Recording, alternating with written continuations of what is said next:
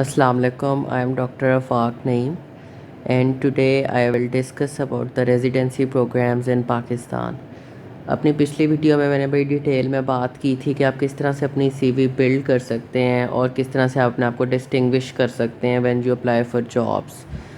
तो इस वीडियो में बेसिकली मैं बात करूँगा कि हाउस जॉब के बाद आप किस तरह से अपना पाथवे स्केच करेंगे, किस तरह से और कब आपको अपने रेजिडेंसी एग्ज़ाम्स में अप्लाई करना चाहिए, रेजिडेंसी होती क्या है, पाकिस्तान में डिफरेंट जो रेजिडेंसी प्रोग्राम्स हैं वो कौन से हैं, उनमें क्या फ़र्क है, किस तरह से आप उनमें अप्लाई कर सकते हैं और कब आप उनमें अप्लाई कर सकते हैं, उन रेजिडेंसी प्रोग्राम्स में जाने के लिए कौन से एग्ज़ाम्स देने पड़ते हैं, उन एग्ज़ाम्स में आपस में क्या फ़र्क है, किस तरह से आप उनकी तैयारी कर सकते हैं और कितना टाइम आपको चाहिए उनकी प्रिपरेशन में। तो इन सारे टॉपिक्स पे हम बात करेंगे। तो first thing you need to know is that the real struggle begins after house job. आपको पता है जब आप एमबीबीएस में एडमिशन लेते हैं, रिगार्डलेस कि आप गवर्नमेंट हॉस्पिटल्स में हैं कि प्राइवेट हॉस्पिटल्स में हैं, तो वही 5 प्रॉफ्स देने के बाद आप हाउस जॉब में एंटर होते हैं और हाउस जॉब भी उसी हॉस्पिटल की, उसी कॉलेज की रिस्पॉन्सिबिलिटी होती है कि वो आपको हाउस जॉब एलोकेट करे। तो यहाँ तक ऑलमोस्ट सबका पाथ स्टैटिक होता है, लेकिन उसके बाद आपकी जो एक्चुअल फ़ाइट है वो शुरू होती है, क्योंकि इस लेवल पे आपने डिसाइड करना होता है कि आप अपनी फ़ील्ड के साथ क्या करना चाहते हो। आप अल्टरनेट लाइंस में भी जा सकते हो, फॉर एग्जांपल आप सीएसएस कर सकते हो, आप बेसिक्स में जाके टीचिंग कर सकते हो, आप पब्लिक हेल्थ में जा सकते हो। लेकिन आज जो हम मेनली डिस्कस करेंगे वो हम रेजिडेंसी पाथवेज़ के बारे में बात करेंगे। अगर आप स्पेशलाइजेशन ट्रेनिंग करना चाहते हो तो उसके लिए क्या क्या चीज़ें होती हैं। तो फ़र्स्ट ऑफ़ ऑल तो आपको ये जानना बड़ा ज़रूरी है कि रेजिडेंसी होती क्या है। जब भी हम बात करेंगे रेजिडेंसी की, अगर कोई रेजिडेंसी कहता है या फिर ट्रेनिंग कहता है या फिर पोस्ट ग्रेजुएट ट्रेनिंग कहता है या फिर स्पेशलाइजेशन कहता है, तो ये सब एक ही बात है, ठीक है।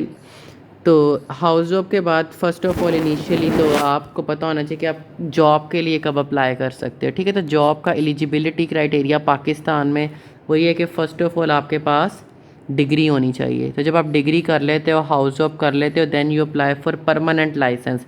तो अगर तो आप पाकिस्तान के ग्रेजुएट हो तो after your MBBS degree and house job certificate you can apply for permanent license, and after getting that permanent license you can apply for jobs. आप जॉब कर सकते हो, अपना प्राइवेट सेटअप खोल सकते हो, अब आपके पास लाइसेंस है टू प्रैक्टिस इन पाकिस्तान।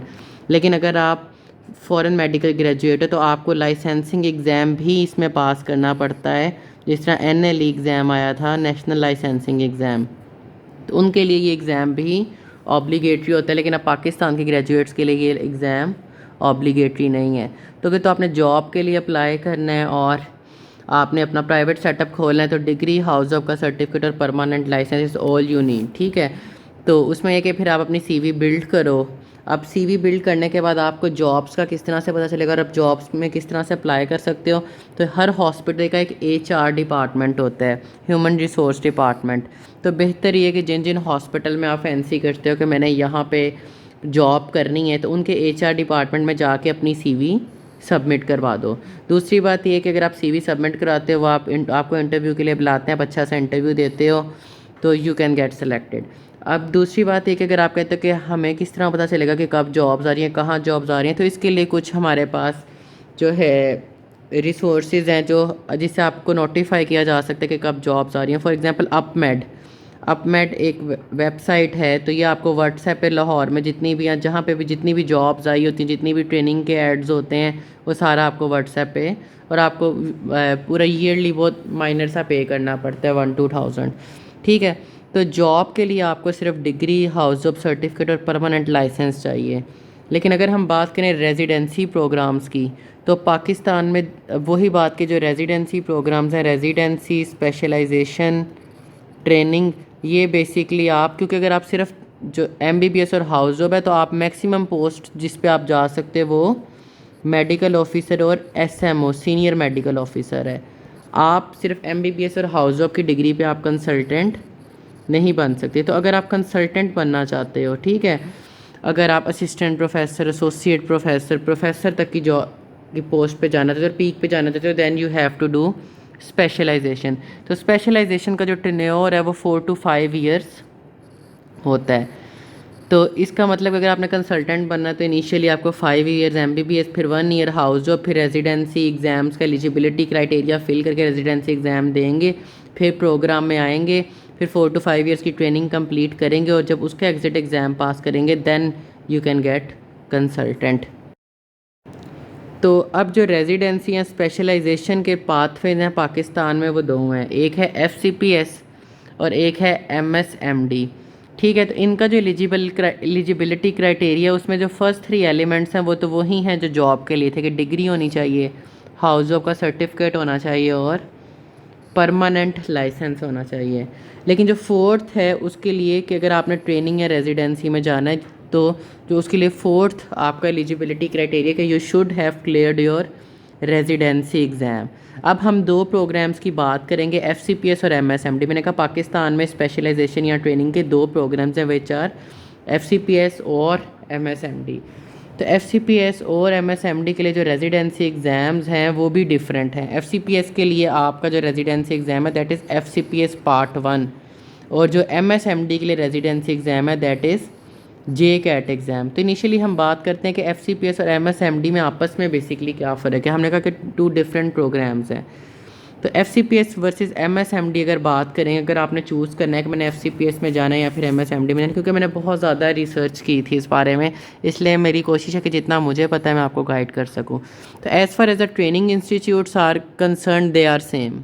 ठीक है, ट्रेनिंग इंस्टीट्यूट दोनों में सेम है, लेकिन FCPS में है कि गवर्नमेंट तो करवाती ही कराती है, MSMD में भी गवर्नमेंट इंस्टीट्यूट्स तो हॉस्पिटल्स तो कराते ही कराते हैं, लेकिन मोस्टली जो प्राइवेट में ट्रेनिंग हो रही है दैट इज़ FCPS आपको MSMD प्रोग्राम प्राइवेट हॉस्पिटल्स में नहीं मिलेगा। फॉर एग्जांपल अगर लाहौर में 7 to 8 हमारे पास गवर्नमेंट सेटअप्स हैं तो प्राइवेट 20 to 22 हैं। तो अगर आपका MSMD एग्ज़ाम है तो आप मोस्टली उन प्राइवेट इंस्टीट्यूट्स में अप्लाई नहीं कर सकते। तो मोस्टली गवर्नमेंट की जो इंडक्शन आती है उसमें आपके पास FCPS और MSMD दोनों में अप्लाई करने का चांस होता है। प्राइवेट में आप मोस्टली FCPS में अप्लाई कर रहे होते हो। As far as the pay scale is concern, तो अगर आप एक ही हॉस्पिटल में ट्रेनिंग कर रहे हो तो FCPS और MSMD दोनों का पे स्केल सेम है। जो FCPS वाले का होगा उतनी ही पे MSMD वाले को बनेगी।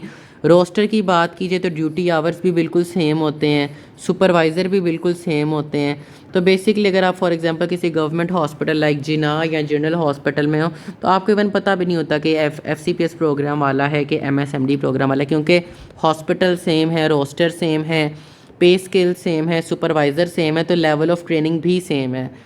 ये सारी बातें तो अंडरस्टूड हैं। उसके बाद जो नेक्स्ट बात है कि जो स्ट्रक्चर, तो FCPS बेसिकली आपको पता है कई सालों से FCPS पाकिस्तान का सबसे पॉपुलर जो है ट्रेनिंग सिस्टम है, तो ये बहुत ज़्यादा ऑर्गेनाइज्ड है क्योंकि कई सालों से है। MSMD बेसिकली अभी इतना ऑर्गेनाइज नहीं हो सका और इसमें जो है अभी आहिस्ता से ज़्यादा बेहतर से बेहतर स्ट्रक्चर्ड हो रहा है।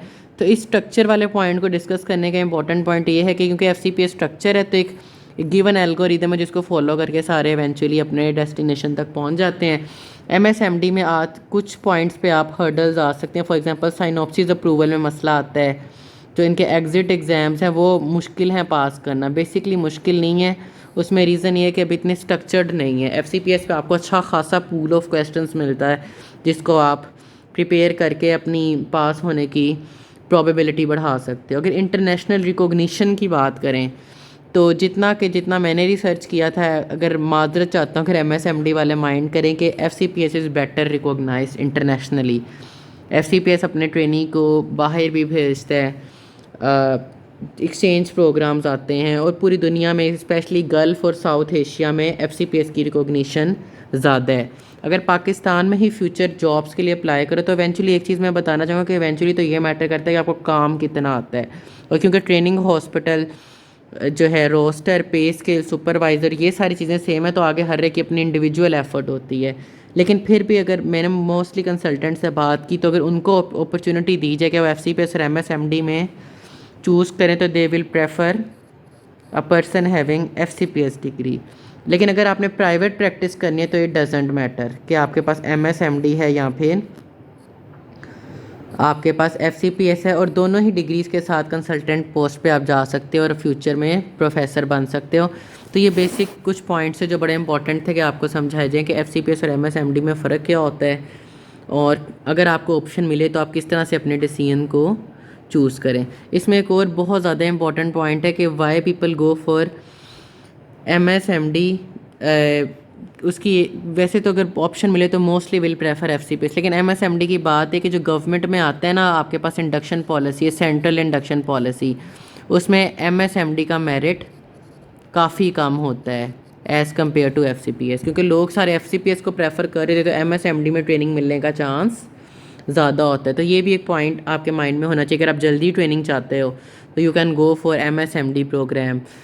तो बाकी इनके कौन से एग्ज़ाम होते हैं और किस तरह से इंडक्शन होती है, उस पर अभी हम बात करेंगे। इन रेजिडेंसी प्रोग्राम्स के लिए मैंने आपको कहा था कि आपको 4 चीज़ें चाहिए। एक, आपको MBBS की डिग्री चाहिए। दूसरी बात, आपको हाउस जॉब का सर्टिफिकेट चाहिए।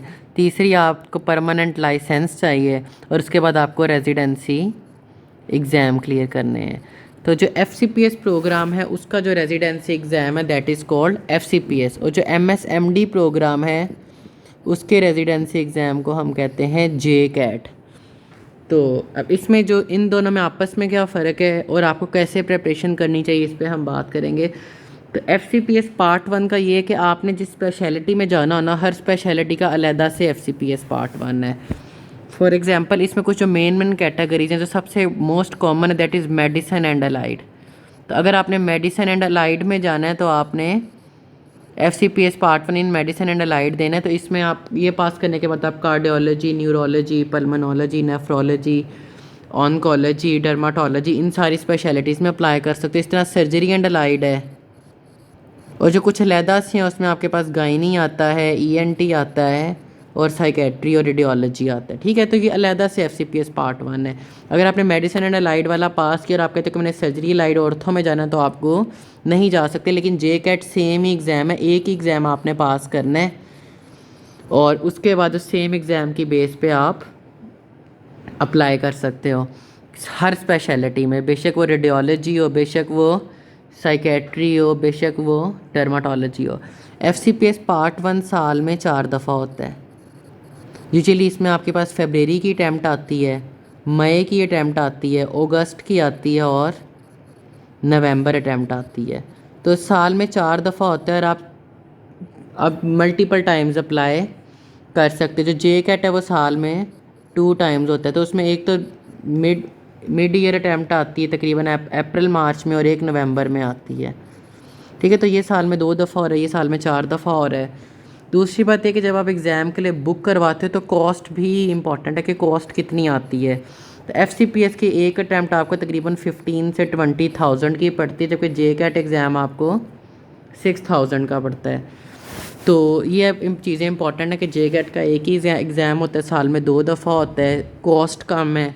कोर्स की बात करें तो जो FCPS पार्ट 1 एग्ज़ाम है उसमें मेनली आपका, अगर मैं इसको बहुत ही सिंपल वर्ड में कहूँ तो पहले 4 इयर्स ऑफ MBBS का कोर्स होता है। ठीक है, फर्स्ट 4 इयर्स, और फर्स्ट 4 इयर्स आपको पता है कि बेसिक साइंसेस का होता है। तो इसमें आपके पास ज़्यादा बायोकेमिस्ट्री, फिजियोलॉजी, एनाटमी, फार्माकोलॉजी, ठीक है, थोड़े बहुत MCQs कम्युनिटी मेडिसिन से आ जाते हैं, जनरल पैथोलॉजी, स्पेशल पैथोलॉजी। तो ज़्यादा ये जो कोर्स है वो बेसिक साइंसेस पे है। लेकिन जो हमारे पास JCAT का एग्ज़ाम है उसमें बेसिक्स के साथ साथ क्लिनिकल का बहुत ज़्यादा कंपोनेंट है। ठीक है, तो क्लिनिकल सब्जेक्ट से अच्छे खासे MCQs होते हैं। अगर फॉर एग्ज़ाम्पल 125 मार्क्स का पेपर है, 125 MCQs हैं, तो उसमें तकरीबन 70 से 80 आपके MCQs क्लिनिकल सब्जेक्ट्स में आ रहे हैं, जिसमें से medicine, surgery, gynae, obs, ENT, paeds, इनसे काफ़ी ज़्यादा आपके MCQs आते हैं। तो बाकी एग्जैक्ट जो इसका पैटर्न है वो जो मैं वीडियो बनाऊंगा guideline for FCPS and JCAT exam, उसमें मैं बात करूंगा। लेकिन अगर हम इस तरह से डिवाइड करें तो बेसिक से तकरीबन 35% पेपर आता है JCAT का, और क्लिनिकल से 65% पेपर आता है। तो इसलिए अगर आपको कि एक ही तैयारी से दोनों एग्ज़ाम पास हो जाएँ तो ये चीज़ें थोड़ी सी कॉम्प्लिकेटेड हैं। FCPS इंटायरली बेसिक है। डिज़ाइन FCPS में आपके पास 2 पेपर होते हैं, एक होता है पेपर 1 और एक होता है पेपर 2, और दोनों पेपर के मार्क्स में 100 MCQs होते हैं, ठीक है। तो दोनों ही MCQs एग्ज़ाम है। जो JCAT है उसमें आपके पास 125 MCQs का एक ही पेपर होता है, ठीक है, सिंगल पेपर। हमने कहा कि JCAT क्लिनिकल प्लस बेसिक है, तो अगर मैं इन शॉर्ट करूं तो JCAT में बेसिकली आपका पूरा MBBS का सिलेबस है, 5 सालों का सिलेबस है, और वो कहीं से कुछ भी आ सकता है। तो ये बहुत ज़्यादा ना सिग्निफिकेंट चीज़ है। दूसरी बात ये कि FCPS में ज़्यादा बेसिक्स है। FCPS कई सालों से कंडक्ट हो रहा है, इसलिए उसका एक पास्ट MCQs का पूल है जिसमें से हर साल थोड़े बहुत MCQs चेंज होकर वही MCQs बार बार आते हैं आपके। लेकिन जो आपका JCAT एग्ज़ाम है उसमें हर साल नया पेपर आता है, पास्ट पेपर से रेपिटेशन ऑलमोस्ट निगलिजिबल है। तो जितनी भी JCAT की MCQs बुक्स हैं बेसिकली वो मोस्टली फ्रॉड हैं और आपको प्रैक्टिस करवाती हैं, लेकिन उसमें से श्योर नहीं होता, क्योंकि जितना जब मैंने JCAT दिया था, जितना मेरे मोस्टली फेलोज़ ने दिया था, तो उनका ये था कि नए MCQs आते हैं। लेकिन FCPS में वो सर्टेन पूल ऑफ कॉन्सेप्ट और उसी को वो घुमा फिरा के उन्हीं कॉन्सेप्ट पे आपको बार बार टेस्ट करता रहता है। तो बड़े अच्छे आपके पास MCQs पूल मौजूद है। अगर पास फेल क्राइटेरिया की बात करें तो FCPS में परसेंटाइल सिस्टम होता है, और परसेंटाइल सिस्टम में जो क्राइटेरिया है वो है 75%। अब परसेंटाइल सिस्टम का भी आपको उस तरह से इन्फॉर्मेशन नहीं होगी, लेकिन जो परसेंटाइल सिस्टम है वो बेसिकली ये होता है कि अगर आपके पास 100 बच्चे अपीयर हो रहे हैं ना, तो जो टॉप 25% में होंगे वो बच्चे पास हो जाएंगे, ठीक है। लेकिन जो JCAT है उसमें बस आपने 60% से ज़्यादा मार्क्स स्कोर करने हैं। फॉर एग्जांपल अगर 125 MCQs हैं और JCAT में एक MCQs 2 मार्क्स का होता है, तो टोटल स्कोर आपका 250 होता है। तो इसका 60% बनता है कि 250 टोटल स्कोर है, और आपका जो पासिंग स्कोर है वो ग्रेटर देन 150 मार्क्स आपने स्कोर किए तो आपका एग्ज़ाम क्लियर है। लेकिन FCPS में सिर्फ पास फेल वो बताते हैं, मार्क्स बताते ही नहीं हैं, और पास आप तब होगे जब आप टॉप 25% स्टूडेंट्स में होगे। FCPS में मार्क्स डोंट मैटर, लेकिन JCAT में मैटर। जितने आपके मार्क्स आए होते हैं वो बेसिकली आपके बाद में जब आप इंडक्शन के लिए अप्लाई करते हो वो एग्रीगेट में कन्वर्ट होते हैं। लेकिन FCPS के जो मार्क्स हैं वो एग्रीगेट में कन्वर्ट नहीं होते, वो बस पास, जिन सबका पास होता है उनको सेम एक जितने मार्क्स मिल जाते हैं। लेकिन JCAT में अगर किसी के 200 मार्क्स और किसी के 150 मार्क्स हैं तो ज़मीन आसमान का फ़र्क पड़ जाएगा उनके एग्रीगेट में। तो दिस इज़ वेरी इंपॉर्टेंट। इसलिए भी ये भी एक रीज़न है कि लोग JCAT में जो अच्छा स्कोर करते हैं उनको बहुत जल्दी ट्रेनिंग मिलने का चांस है, क्योंकि FCPS में घोड़ा गधा सब बराबर है। अगर आपने एग्ज़ाम क्लियर किया है तो सबको एक जितने मार्क्स ही मिल रहे हैं। तो ये कुछ इंपॉर्टेंट बातें थी कि FCPS और JCAT में क्या फ़र्क है। FCPS डिफरेंट एग्ज़ाम्स हैं, JCAT का एक ही एग्ज़ाम है। FCPS साल में 4 दफ़ा होता है, JCAT साल में 2 दफ़ा होता है। FCPS में बेसिक सिलेबस है, JCAT में आपका बेसिक प्लस क्लिनिकल है। JCAT हाईली कॉन्सेप्चुअल एग्ज़ाम है, FCPS में रटे रटाए कॉन्सेप्ट्स आते हैं। अगर मुझसे ऑनेस्टली पूछो तो JCAT का एग्ज़ाम FCPS से बेहतर था जब मैंने दिया था। FCPS में 2 पेपर हैं, 100 मार्क्स, 100 MCQs कर आपने 75% बच्चों से ऊपर आना है। JCAT में 125 MCQs हैं और बेसिकली आपने 60% से ज़्यादा स्कोर करना है। मार्क्स मैटर करते हैं JCAT में। तो अब अगला क्वेश्चन है कि जिनकी हाउस जॉब ख़त्म हो रही है वो इन एग्ज़ाम्स में अपीयर कब हों। तो बहुत से बच्चे मुझसे पूछने के आया कि अगस्त अटैम्प्ट में हम अपीयर हो जाएं। तो मैं यही सजेस्ट करूँगा कि जो अगस्त 22 की अटैम्प्ट है बेहतर है कि आप उसमें अपीयर ना हो, क्योंकि आपके पास सिर्फ 2 मंथ्स है। इसमें आपने क्लैरिफिकेशन भी करवानी है, परमानेंट लाइसेंस के लिए अप्लाई भी करना है। तो बहुत फजूल सी आपकी प्रिपरेशन होती है 1-1.5 महीने में। फिर एक तो आप ये अपनी अटैम्प्ट ज़ाया कर लेंगे, सेकेंडली आपके पास नवंबर वाली अटैम्प्ट के लिए भी टाइम लिमिटेड होगा। तो मैंने जिस तरह से किया था कि आप जून जुलाई के मिड तक इजीली रेस्ट करें और फिर एक ही प्रेपरेशन करें अच्छी सी, जो कि मैं आपको अपनी अगली वीडियो में बताऊंगा, जो कि FCPS और JCAT की प्रेपरेशन की है कि किस तरह से आप दोनों की तैयारी साइड बाय साइड करके नवंबर वाली दोनों अटैम्प्ट दें। जब आप 3-4 मंथ्स टिका के कॉन्सेप्ट के साथ पढ़ेंगे तो आपके एक तो कॉन्सेप्ट्स बड़े अच्छे हो जाएंगे, आप शॉर्टकट्स पे नहीं चाहेंगे, दोनों एग्जाम्स में आप अच्छे से अच्छा स्कोर कर सकते हैं। अगर प्रेपरेशन टाइम की बात की जाए तो ये हाईली वेरी करता है। अगर किसी ने प्लैब USMLE के एग्ज़ाम दिए हुए तो वो सिर्फ MCQs पूल करके 1 to 2 मंथ्स में भी पास कर सकता है। लेकिन इसके लिए जो आइडियल टाइम है वो 3 मंथ्स है, कि आपके पास 3 मंथ्स हों और फिर आप उसके बाद इन एग्ज़ाम्स में अपीयर हो। तो जब आपने एग्ज़ाम क्लियर कर लिया तो उसके बाद इंडक्शन आती है। अब ये भी आपको पता होना चाहिए कि ये नहीं, अगर आपने फॉर एग्जांपल अगस्त की अटैम्प्ट पास भी कर लिया तो आप इंडक्शन में अप्लाई जनवरी में ही करोगे, ठीक है। तो साल में सिर्फ 2 दफ़ा इंडक्शन आती है, जो कि एक जनवरी की इंडक्शन होती है और एक जुलाई की इंडक्शन होती है। तो रिगार्डलेस कि आप नवंबर में पास करो कि अगस्त में पास करो, अब जनवरी वाले इंडक्शन में ही अप्लाई कर सकोगे। जब आप इंडक्शन में अप्लाई करते हो तो फिर क्या क्राइटेरिया होता है सिलेक्शन का? तो गवर्नमेंट हॉस्पिटल में तो एक पॉलिसी होती है which is called central induction policy. तो आप उस पॉलिसी के अकॉर्डिंग मेरिट क्राइटेरिया बनते हैं और फिर लिस्ट डिस्प्ले होती है जिसके अकॉर्डिंग बच्चों की सिलेक्शन होती है। तो इसमें गवर्नमेंट में अगर आपने ट्रेनिंग लेनी है तो सीवी का कोई रोल नहीं है, इंटरव्यूज़ का कोई रोल नहीं है। लेकिन जो प्राइवेट में they don't give a damn about central induction policy, उसमें आपकी सीवी बहुत अच्छी होनी चाहिए, आप इंटरव्यू बहुत अच्छा सा दो, और दे विल प्रेफर अगर आप उनके अपने ग्रेजुएट हो या फिर अगर आप वहीं पे जॉब करें तो वो आपको प्रेफर करेंगे। तो फॉर एग्जांपल अगर आपको कोई काफ़ी आपको फैंटेसाइज़ करता है कि फॉर एग्जांपल मैंने शालामार में काम करना है, तो बेहतर है कि आप शालामार में ही एमओशिप को अपना अच्छा इंप्रेशन बनाओ, ताकि जब आपका एग्ज़ाम क्लियर हो तो आप फिर आपकी प्रोबेबिलिटी बढ़ जाती है। गवर्नमेंट में सेंट्रल इंडक्शन पॉलिसी है, एक स्कोरिंग सिस्टम है जिसके अकॉर्डिंग सबका, जिसमें एक्सपीरियंस के मार्क्स होते हैं और सारे एमबीबीएस के मार्क्स होते हैं, सारी चीज़ें। जो सीवी है उसमें मैंने सीवी बड़ी डिटेल में बात की, जो प्राइवेट इंडक्शन, तो डिफरेंट क्राइटेरियाज हैं फॉर सिलेक्शन के। आफ्टर गेटिंग सिलेक्शन आपकी ट्रेनिंग स्टार्ट हो जाती है। तो आप इनिशियल एग्ज़ाम दे चुके होते हो, ड्यूरिंग ट्रेनिंग एक मिड एग्ज़ाम आता है जिसके इंटरवल एग्ज़ाम कहते हैं, आईएमएम वगैरह, और एक एग्ज़िट एग्ज़ाम आता है। तो जब आप ये तीनों एग्ज़ाम, एंट्री एग्ज़ाम जो कि आप क्लियर कर लोगे, इंटरवल और एग्ज़िट एग्ज़ाम क्लियर कर लेते हो, then you can get consultant jobs. तो अपनी अगली वीडियोस में मैं बताऊंगा कि सेंट्रल इंडक्शन पॉलिसी क्या होती है, किस तरह से उसका स्कोरिंग सिस्टम होता है और आप कहाँ उसमें स्टैंड करते हैं, प्राइवेट और गवर्नमेंट हॉस्पिटल्स में ट्रेनिंग में क्या फ़र्क है।